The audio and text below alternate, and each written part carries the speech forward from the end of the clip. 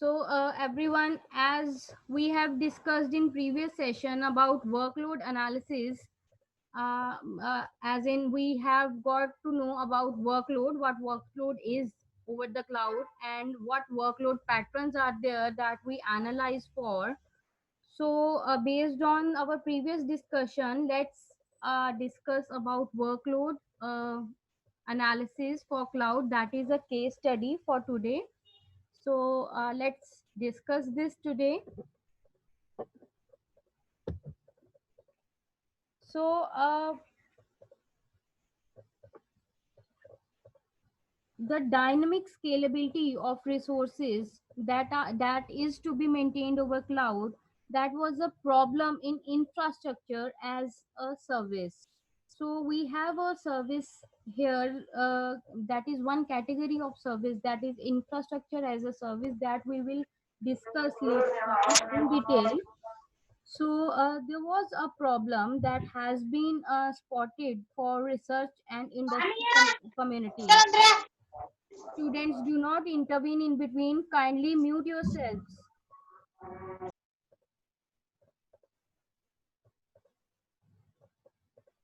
So the heterogeneous and dynamic nature of the cloud, over the workload, depends on the quality of service allocated of uh, appropriate workload to appropriate resources. A workload is an abstraction of work, that instance or set of instances that are going to perform.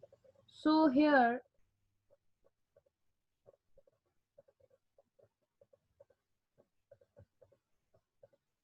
running a web service or being a Hadoop, as in data node, is valid workloads.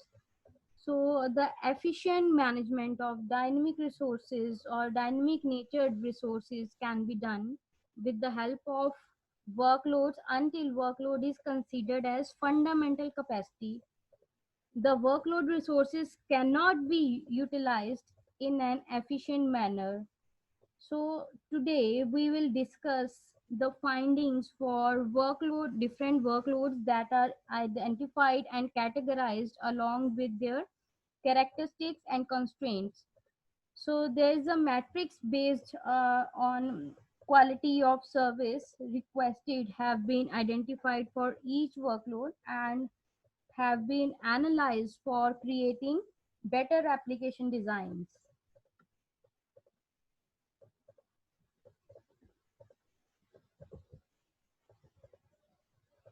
As we have discussed in previous session as well, the term workload in the context of cloud computing is nothing but an abstraction of the use of which cloud computers put their virtual machines on the cloud environment. For example, a desktop workload might be supported a number of users logging on to interactive desktop sessions, as in SAP, that is system application and products. Workload might be a system of VMs, various virtual machines working together to support an enterprise SAP system. So it is very important to schedule, and it directly affect the entire resource utilization. So the issues of workload scheduling have been drawn the attention from both scientific and the industrial communities. The goal of workload scheduling is to optimize the time and cost and improve resource utilization by organizing and optimizing the scheduling process. So cloud computing here promises dynamic scalability, flexibility, and cost effectiveness to fulfill evolving computing desires. So to realize these promises, cloud providers need to able to quickly plan and provision computing resources so that the capacity of the supporting infrastructure can closely be matched the needs of new cloud workloads.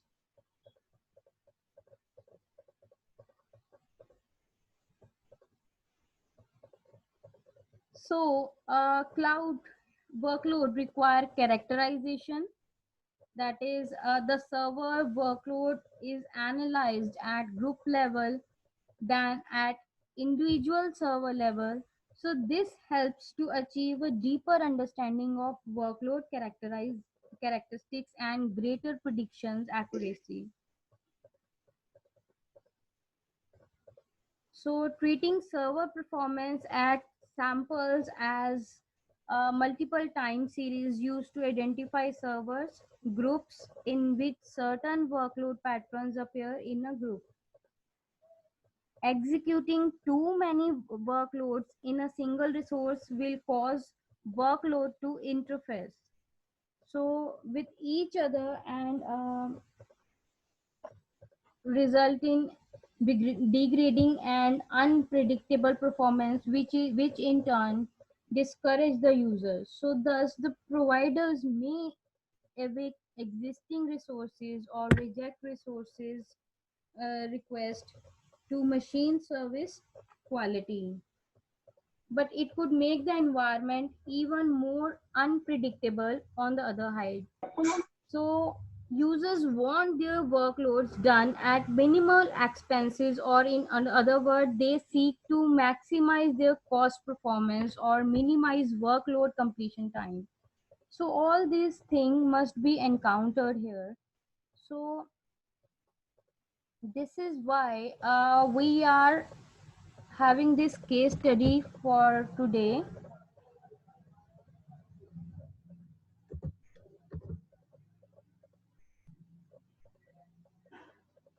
So next here we have to discuss about workload identification.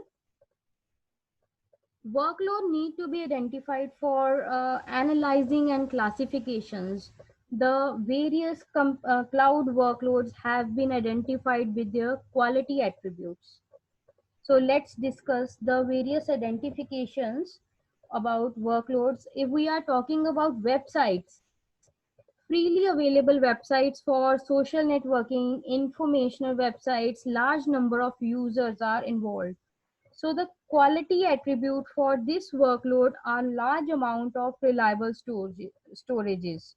High network bandwidth should be required, and performance is also a measure, and high availability must be the quality attribute. The next, if we talk about technological computing, it includes bioinformatics, atmospheric modeling, and other numerical computations. And quality attributes for this workload is computing capability. So we have to put a fair mechanism for computing here. And then we are having endure softwares. It includes email servers, SAP, enterprise content management, and the quality attribute for this workload are security, high availability, customer confidence level, and correctness. Moving ahead, for performance testing, it includes simulation of large workloads to test the performance characteristics of software under development, and the quality attribute for this workload is computing capacity and performance.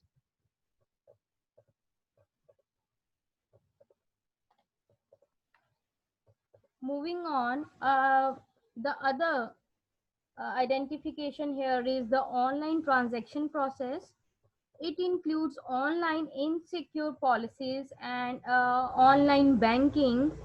The quality attribute for this workload is security, high availability, internet accessibility, and usability. And if we talk about the other finding, that is that is the e-commerce, it includes supermarketing. Quality attribute for this workload are variable computing loads and customizability.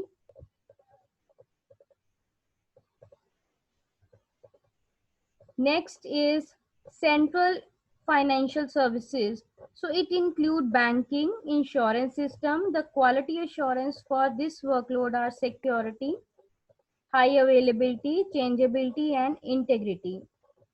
Moving on, storage and backup services. It includes general data storage and backups. And quality attributes for this workload are reliability and persistence. Productivity applications. It basically includes users signing up for mails, work editors, the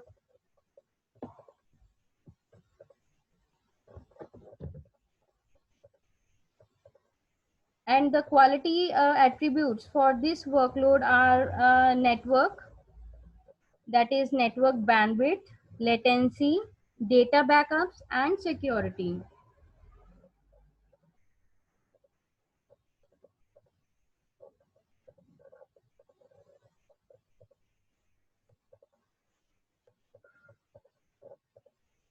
And here, if we talk about the other finding, that is software project development and testing,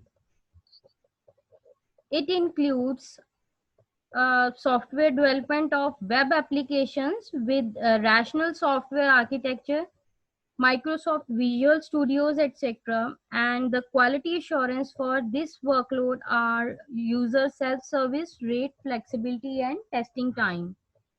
The other finding is graphics-oriented application. It includes animation and visualization software applications. And the quality attributes for this workload are network bandwidth and latency, data backup, and visibility. Then we are having critical internet application. It includes web applications including huge amount of scripting language. The quality attributes for this workload are high availability, serviceability, and usability. And the next finding here is mobile computing service. It includes server to support rich mobile applications. So the quality attributes are portability, high availability, and reliability over here.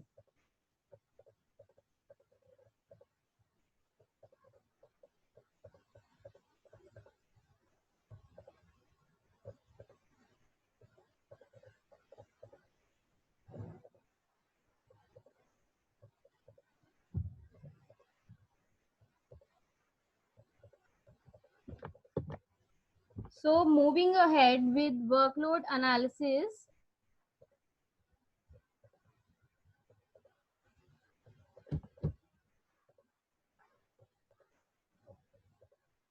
So a distinct workload here or a whole application used as a set of consumers, and a smaller facility may be used in dissimilar environment. The different applications have different set of requirements and characteristics. Some cloud are natural fits for certain classes of cloud or workloads, and whereas the other type of workloads that can be a batch.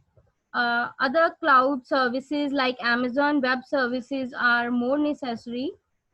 So the aim of workload analysis is to look at different aspects or characteristics of an enterprise application to determine the feasibility of moving or porting the application in the cloud. So this analysis also provides input to execution method, cloud services choice, and preliminary with business worth valuation. And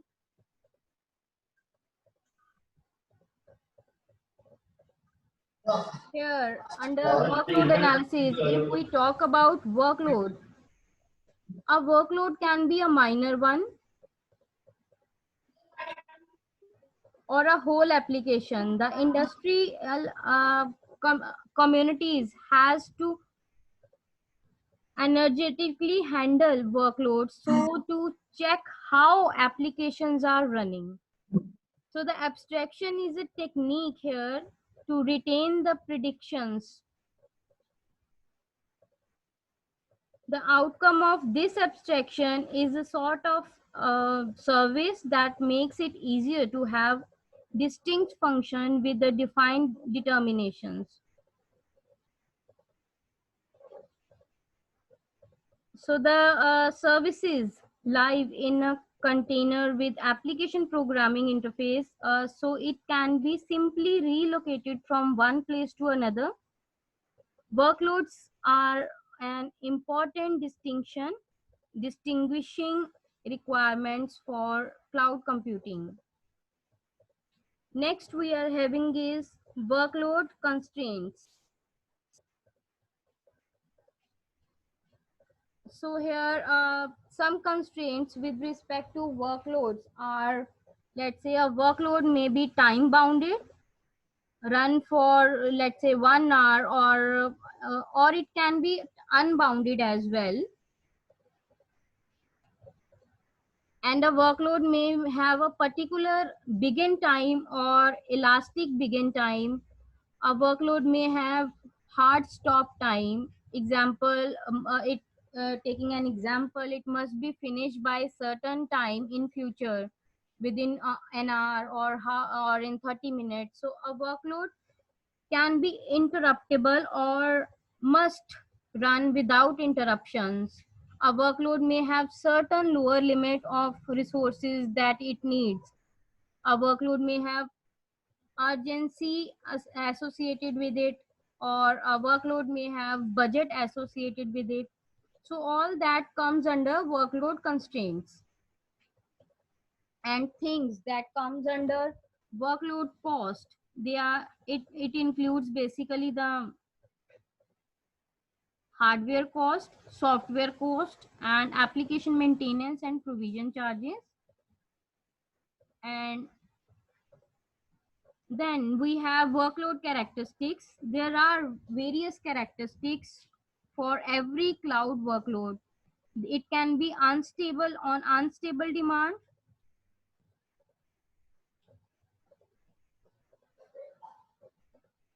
So when a workload has an unchanged or uh, sporadic demand, having dictated and well-sized structure for the workload, it is possible extra effective than it has priorly been. So we can charge for the virtual machines in a public cloud, or building like using a private or automatic cloud. So they all can be chargeable and is based on unstable demands. Then we have standards. As a workload characteristic in standardization, the usefulness in cloud computing is realizing appreciations to visualizing, and automation is required. Automation is budget effective if there is lesser set of features. And apart from this, the other characteristic that lies in self-governing. If a workload needs heavy communication with another system, so reallocation of that workload only to be a public cloud situation. It might affect the performance here.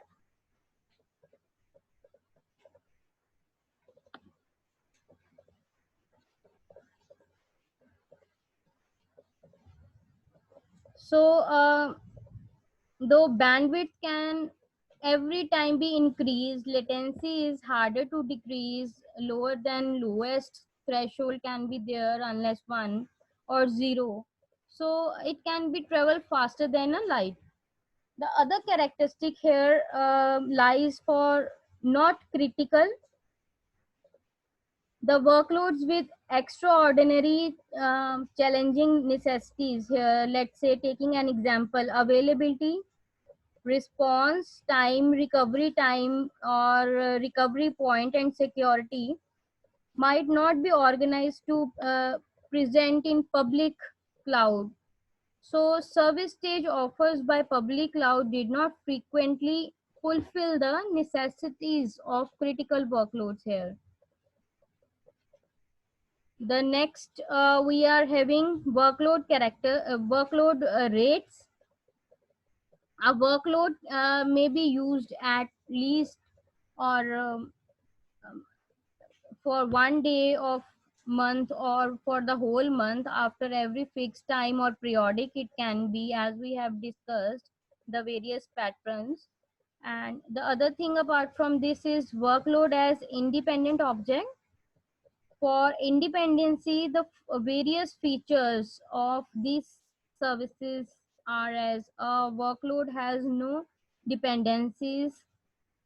It's a distinct set of application logic that can be implemented individually of particular application. The workload interface must be stable. Presenting the well acceptance interface are based on XMLs, and the workload may have guidelines for, or let's say the strategies that apply in specific circumstances. There may be authorizations and security that can be used here for service, and specific functions can be used. Apart from this, we are having workload characterizations. So workload can be characterized as CPU oriented, memory oriented, network oriented workloads, and storage oriented workloads.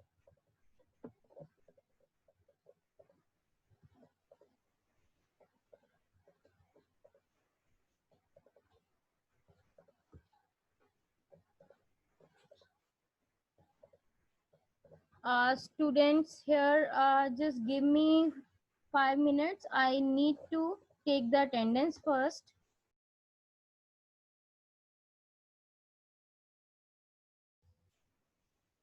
So moving ahead with the discussion,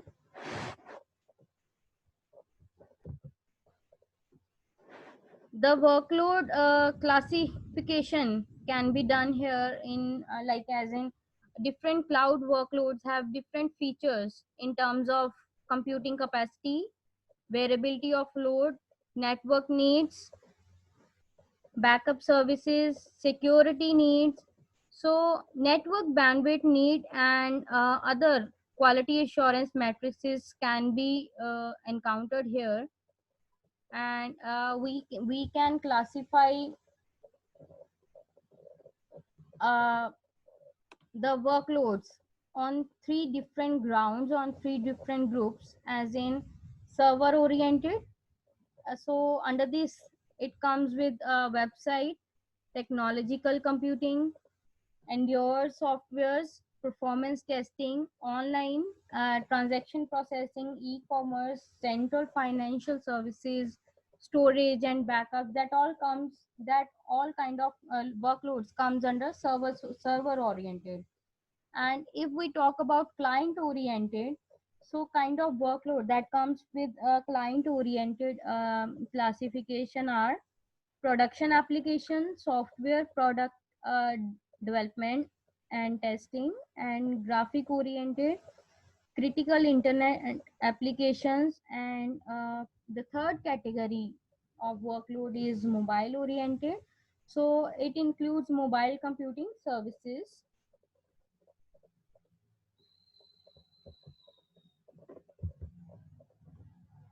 So moving on next, let me just clear this image for you.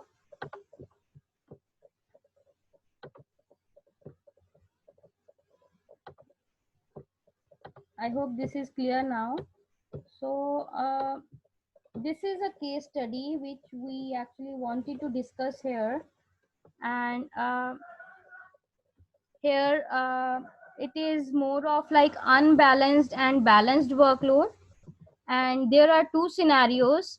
Case one is cloud workload, that is e-commerce, where it can be scattered properly with the help of a matrix here and variable cloud computing loads. So in this particular scenario,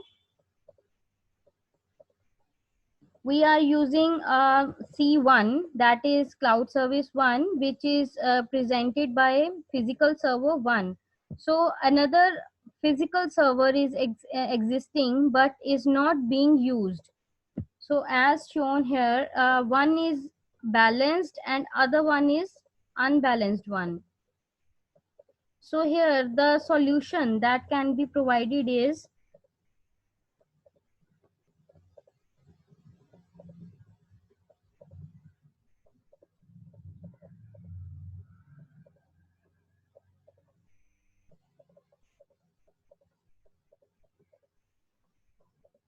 after measuring the variable computing load, the load is described on two servers. As an outcome, a physical server C1 is overutilized. So in the second scenario, a redundant replica of cloud service, that is C2, is executed on physical server C2. So the workload balancer diverts the cloud service customers demand and points them to both physical servers, that is C1 and C2, to guarantee even scattering of workload. Either we can scatter the workload between two. So here it is not scattering, so that is why the workload is going unstable, and here we are scattering it into two servers, as in cloud services, as in C1 and C2. So because of this scattering, we are getting the balanced cloud workload scenario over here. And case 2 that comes here can be synchronization in arrival of workloads. So after measuring the latency of every graphic oriented workload, the workload can be executed properly and resources will be scheduled efficiently. So hence, if uh, it will improve execution time and cost. So the structure of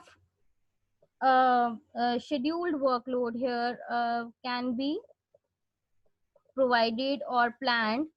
So rather than being unscheduled demands, we can have a scheduled one, so that we are well versed prepared before we are getting the demands.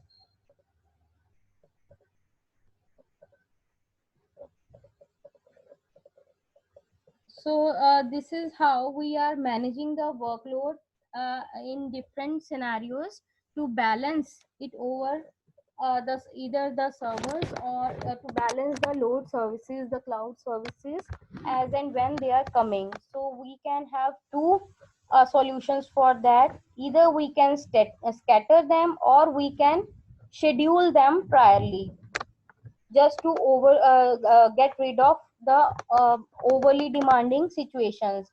It is quite similar to getting the appointment first uh, before meeting someone. So we can schedule or pre-schedule the three things in more structured way. So this is all for today's discussion, everyone. uh, and if anyone is having any kind of doubt, may ask the question.